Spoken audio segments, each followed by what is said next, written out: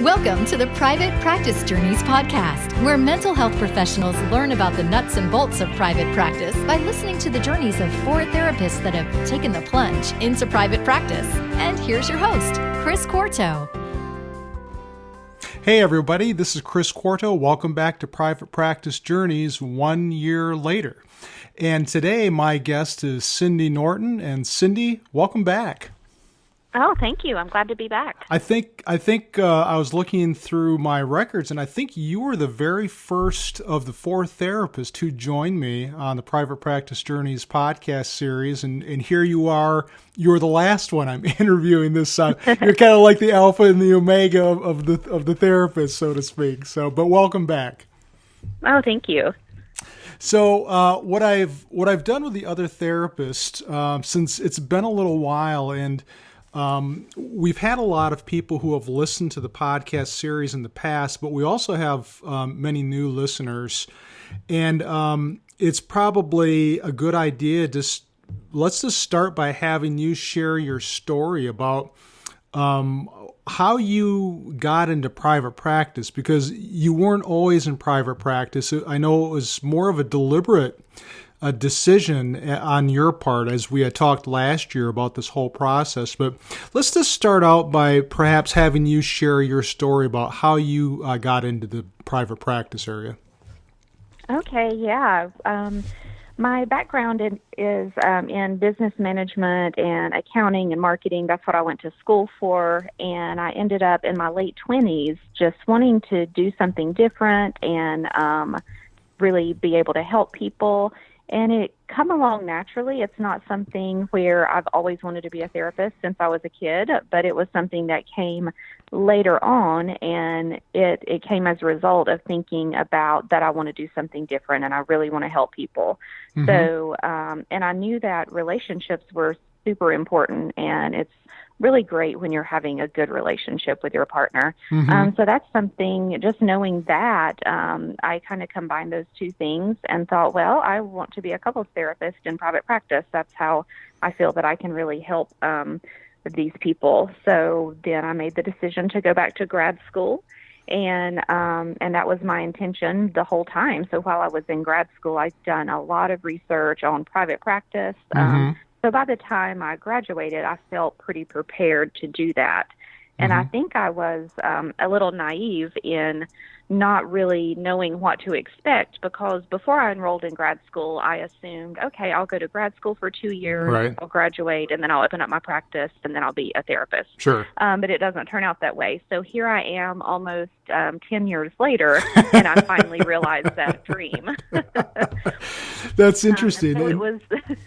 Yeah. So what's interesting about your story, which is a little different from the other therapists I talked to, is that you didn't really have this passion early on in life like many people do, that I want to be a therapist, I want to help people. Really, that wasn't how you got your start. It kind of evolved for you a little bit, huh? It did, and it was a lot about just trusting my instincts and just following the path that presented itself to me, and with not a whole lot of thought about it, because in the past, I don't know, I just was unsure of myself and not sure what I wanted to do, and when I let go of that and just let things evolve more naturally and trusting that process, then I just kind of ended up here. Mm-hmm. That's really cool. Well, talking about evolution, let's just take a look back, because we had talked, it's been a year since we talked, and I imagine that a lot of things have happened since in this past year. I think the last time we talked, you had been thinking about doing some, maybe, I'm not sure if they were workshops or trainings for people who were interested in going into private practice. And but anyway, why don't you go ahead and fill us in about what you've been up to, how your practice has evolved over the past year? Yeah. So when we spoke last December, I know that I was still at my agency job doing some contract work about Mm-hmm. 2 days a week. And so I was able to finish up that work in January, and I still had my 2 days that I was subleasing doing my private practice. Okay. So that continued on until I felt like I really couldn't do that anymore and needed more space. So I started looking, and I found my own full-time space in June, and I'm really happy to be in there. Mm. So now I'm able to have more flexibility with my schedule and see more clients. And so I'm still part-time private practice and part-time doing the business consulting and web design for therapists. Mm-hmm. And I'm really liking that balance, and it's been a lot of fun. What made you decide not to do just all private practice, seeing clients? What made you decide, well, maybe I want to do a little bit of that, but I want to do a little bit of the other stuff too? Yeah, I feel like it's for me, I needed that balance because I don't know if it's part that I'm an introvert and part that I'm a highly sensitive person, and just a lot of things that it makes it almost impossible for me to do full-time seeing clients every day. Mm-hmm. It's just very, very draining for me. Okay. And I definitely noticed that with agency work. And in private practice, it's not so much so, but still working with couples and doing longer sessions. Sometimes I do 60 to 90-minute sessions. And I wanted to be able to bring my best self to my sessions. And if I'm seeing clients, back to back, that's not going to be possible for me. And I need a lot of downtime. And I need to do different activities that kind of restore me. So that's why I really enjoy the business consulting and the web design, and especially the web design, because I can just kind of chill out, be on my computer, not have to be turned on and engaged, and I can get creative. So that can be a relaxing process for me. So I think it's a great combination of the two. That sounds like it. Well, it sounds like from what I just heard you say, it's really important to know yourself, isn't it, as a person, as a therapist, because it sounds like for you, you know that you're an introvert, and you know the type of work that you do can be very draining. And I suppose that you need time just to kind of decompress and kind of, get yourself back up to wherever you're at to work with clients. But on the other hand, you also know yourself, you know what your strengths are. And so you decided to do the business consulting and the web design. How did you know that business consulting might be something that might be aligned with your strengths and something that might be a good thing to do to complement the private practice stuff? Yeah, I think I started noticing it when I was in grad school, and I started researching about private practice and, reading all the articles and attending the free webinars and any kind of practice building stuff. And it really, it seemed like of course, it's new things that I'm learning, but it came to me very easily. And it may have been because of my educational background, and I caught on to things really quickly. And I noticed as I started to open up my private practice how a lot of my colleagues were struggling with that, or being, maybe wanting to have a private practice, but feeling really unsure of themselves and not feeling confident and not having that business mind. And it sort of came naturally because I found myself supporting a lot of my colleagues and answering their questions and kind of helping them out with the business side of things. And it really did feel natural. And so I had debated about waiting to do this because just those insecurities creep up, like, oh, what are people going to think about me? I'm just now getting my practice started. Right. What do I know about helping others? But I felt that my background really helped with that, because it's not that I'm saying, oh, I've been doing this for many, many years, so let me help you out. It's more of I understand the business side of it and the marketing side of it, and I can still offer some help and guidance, even though I'm not, a 20-year veteran. Right. And what I think is really neat too, Cindy, is that it's a different form of helping, isn't it? Because, you help clients through the therapeutic process, but this is just a different way of helping but you're helping your colleagues essentially. And Yes. like I had talked about with the other therapists, and certainly it was the case for me, none of us, at least I'll just speak for myself. I never learned anything about the business side of, running a practice. I mean, you just don't learn that in graduate school. There may be some programs out there that offer those types of classes, but I think they're very few and far between. So having this kind of service is really nice. So why don't you say a little bit more about what you've been doing along the business consulting area? Yeah, most of my services, I've decided to do them locally, just because I really like meeting with people in person and building that connection. Yes. So I've been working with a lot of Asheville therapists, and so one service I offer is more like business consulting and coaching, and that can really vary. Sometimes it's just talking things out and getting the support and the confidence to move forward. Mm-hmm. And then sometimes it's all the way down to working on something specific, like we will actually set up a Facebook business page, or we will create an event, or I will help someone design a rack card, or we'll come up with ideas for logos or different marketing tools. Mm-hmm. So it really ranges in from the supportive to the really hands-on. So that's one of the ways that I do. And the other thing I do is I offer in-person practice building groups in the fall and in the spring. And I was really pleased to see this summer I went to an open house for 3 of the therapists that were in my practice building group last fall, and they have went together and got a little therapy house. Ooh. And they're all in private practice, and How they're cool. really successful. So it was so nice to see them really succeed. Yeah. And I hope that, being part of my group was able to help inspire them to do that and give them the confidence. Oh, so, sure. So those are really fun. And even the people that attend the groups together really build a bond with each other and continue supporting each other afterwards.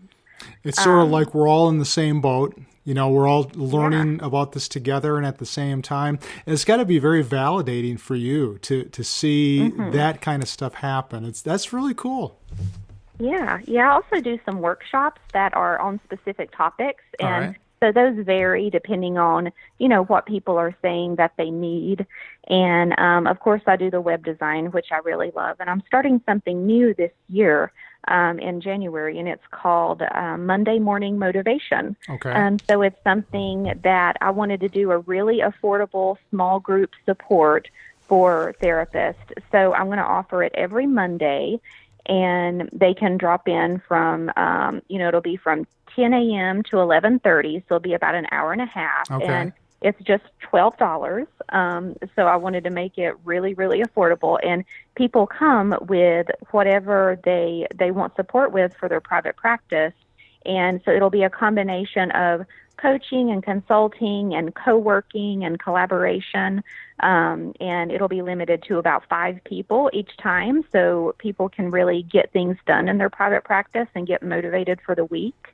And we can help support each other. That's really cool. So you're really diversified in what you're doing. I mean, you're doing a lot of different things. And now remind me, are you still doing any of the contract work, or have you gone away from that? No, I finished up in January, so I'm completely done with the agency work, and I'm completely on my own now. Oh, how cool. So say a little bit about what that was like, making that decision from going away from the contract work into private practice, and what things that you had to kind of mull over and finally I make the decision, I'm going to do this. Mm-hmm. Yeah, well, I think it was somewhat easy for me because that's what I wanted to do from the beginning before I realized after I graduated, I don't have the money to start a private practice right now, and I'm not going to get the clients right away, and I need to accumulate these hours for my licensure, and I'm probably not going to get that in private practice in the beginning. So it was one of those decisions that was kind of made for me that oh, I'm going to have to get a job at an agency for at least the first couple of years just so I can Right. really get going with this whole thing. Mm-hmm. So I think a lot of it had to do with I started getting burnt out really early. And so probably after maybe 6 to 9 months, I could already start feeling the burnout. So I really only made it about a year and a half full time in the agency. And then the last 6 months, I did the 2 days a week contract work. Right.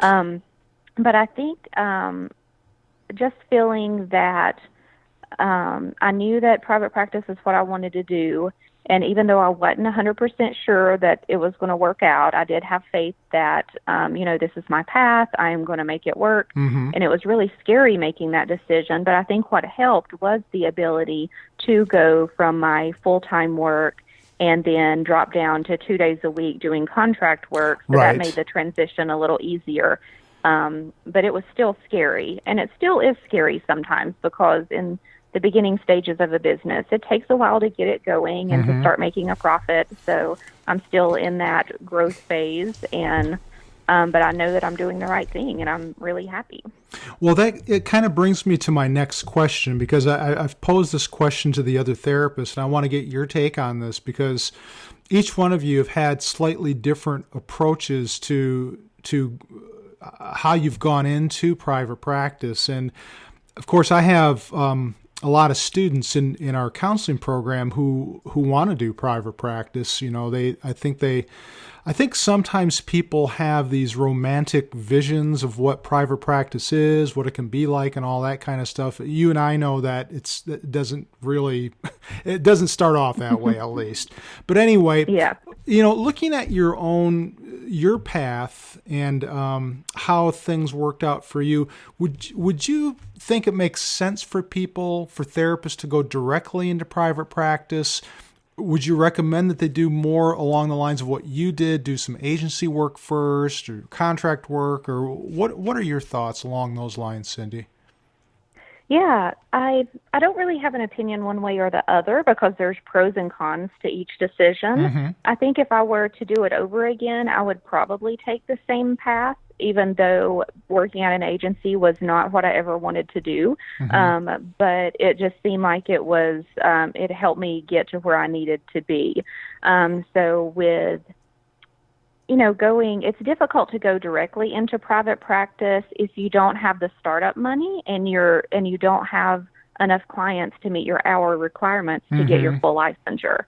So here in North Carolina, you are able to open up a private practice as an associate licensed therapist, which is really awesome. Mm-hmm. But I really didn't have the money to, get an office and wait around for clients and slowly build. And I don't think I would have been able to get all my hours in the required time frame. Right. So that would be some of the negatives of going directly into private practice. And you do get a certain amount of experience at the agency, which there's a lot to be said for that because I got to work with a very diverse clients and got to work with a lot of different issues, and which I may not have gotten had I just specialized in something. But with that being said, the agency work really didn't translate to what I'm doing in my private practice because it's so different. So at the agency, I was working with, I was doing school-based therapy and working with high school and middle school students on a wide range of issues. And now I only work with adults and I only work with relationship issues and not really any specific mental health issues. So it was so different. I don't really know how. I know that the experience was very helpful because I got exposed to a lot of different things, which could be things that my adult couples are going through. Right. But yeah, so I did get the good experience, but I was really stressed out and burnt out, and it just wasn't something that was going to be sustainable for me. So I think it's good for short-term work to get that experience and maybe collect a lot of your hours towards your full licensure. Yep. But, I don't know that I would say that one is better than the other. If you're going directly into private practice, I would highly recommend that you just have really good support systems and a really good supervisor because you are still kind of new in the field.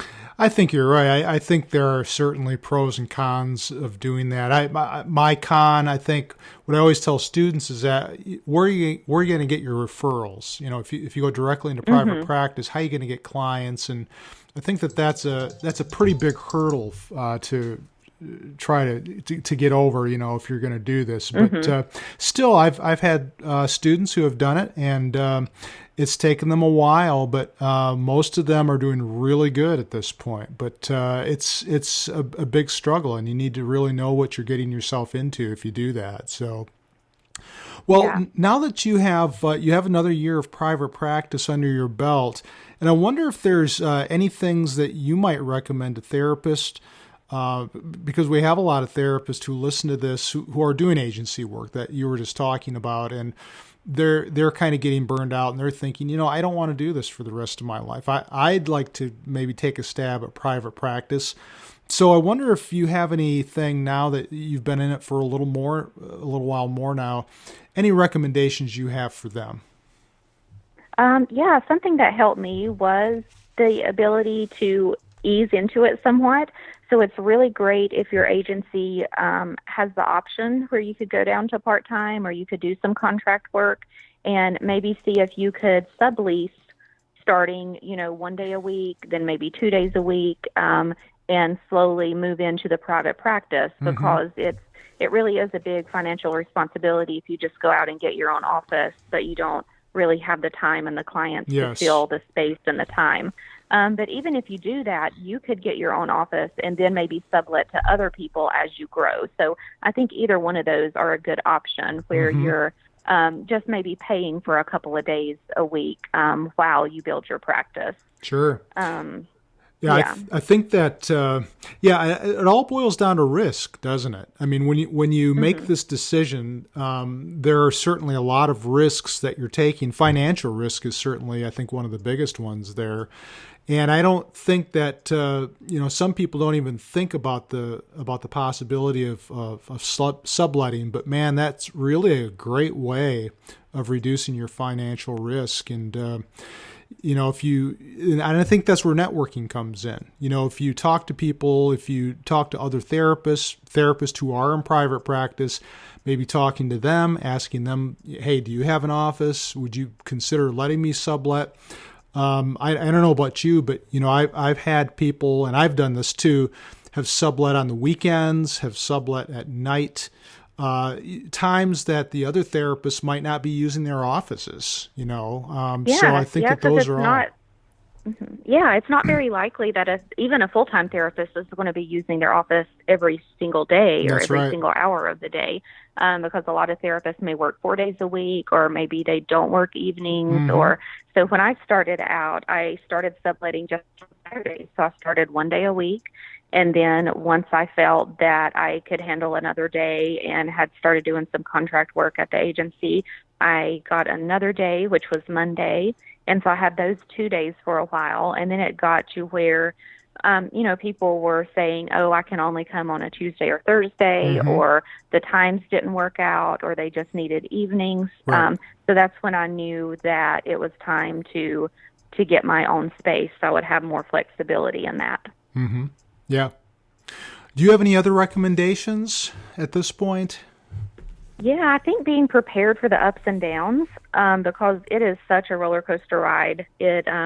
You may go, you may get a lot of referrals 1 week. You may go a month and a half and the phone doesn't ring, and then you all of a sudden get another influx of referrals.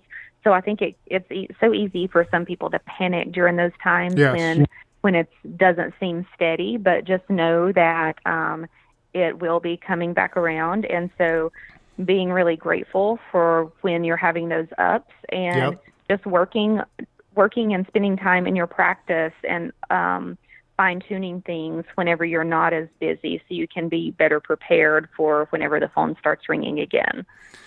Yeah, that's a real interesting point that you bring up. I'm not sure that this is really addressed as much as it should be.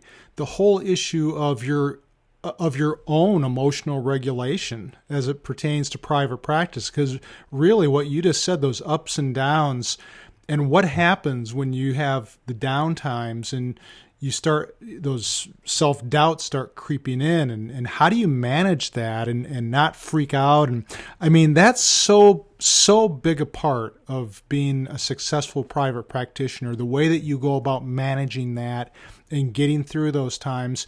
And, a lot of it boils down to trust. Do you trust yourself? Do you trust the process? Do you trust that this is actually going to work out? And it takes a lot of that, I think, to be successful in this field. Yeah, I think that believing in yourself and having a good support system are the keys for getting through those difficult times, because it can be so easy to want to give up. And so I would say framing things not where you're evaluating from day to day or week to week or even month to month, but taking a look at maybe quarterly. And then you can see where the ups and downs go, because if you have a bad month, but you're just evaluating yourself from week to week during that bad month, and you have 4 bad weeks, then you can feel like you want to give up, versus taking a step back and looking at maybe at 3 or 4 month chunks and seeing the ebbs and flows of it, and seeing, oh, well, these few weeks I had a lot of referrals, and being able to not hone in so specifically, but looking at the bigger picture, and then it all evens out. You're right, and I think that becomes easier as you're in the field longer, when you can start to identify patterns. Look at your data and identify patterns, and you'll recognize that, oh, okay, this is a low time, but I know that in a couple of months it's going to start to go back up. So, and I think that happens for most therapists. So, well, Cindy, how can people get a hold of you if they want to know more about you, your practice, your business consultations, any of those things? Yeah, I probably just through my websites. I've got my email addresses on those, and I would love to hear from anyone. So my couples therapy website is avlcouplestherapy.com, and then my practice building consultation website is mountainpracticejourneys.com. And I also have a really cool blog that I started in the spring on the Mountain Practice Journey site that gives a lot of helpful blog articles and posts to help keep therapists motivated, and it's really good for therapists that are new to private practice.